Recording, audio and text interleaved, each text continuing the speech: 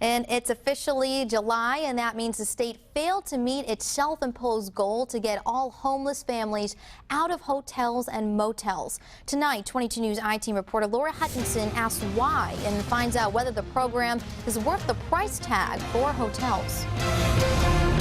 Despite the state's goal to get all homeless families out of hotels by the end of June, there are still hundreds of families across the state that temporarily reside in them. Peter Gagliardi of HAP Housing in Springfield admitted to the 22 News I-Team there are more people who need help than the state can handle. It's become a nightmare, and it's really, this is manifestation of our failure to deal with deepening poverty.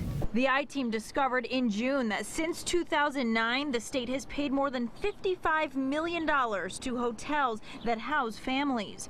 We dug even further and found some hotels, like these two in Chicopee, are owned by the same person. These two hotels alone have been paid a combined $14 million since 2009. Now, to some, it may sound like a lucrative business for hotel owners, but we found one hotel, Candlewood Suites in West Springfield, that said they chose to pass on the program. Are you surprised when you see all the money some of those hotels have gotten? Do you regret it all not getting into the program? No, because there's a lot of wear and tear when it comes with that too.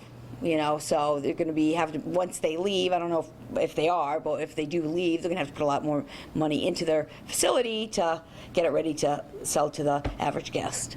Susan Daly explained it'd be hard to maintain regular hotel guests when you have families living there. Sometimes the guests do call here and they ask if you do have homeless here before they make the reservation. The I-Team tried to call and even drop in on hotel owners who do house the homeless to find out if this has been good for their business, as it appears on the surface, but nobody returned our calls, and those who did denied our request.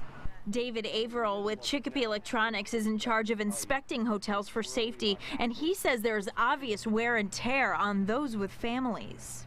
Take, for instance, here now, they had to put protectors on all the pull stations because the kids kept going and pulling the pull stations.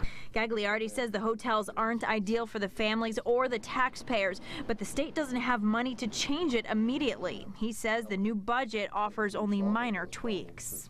One of the things the budget does is provide some additional resources for the state's voucher program to allow us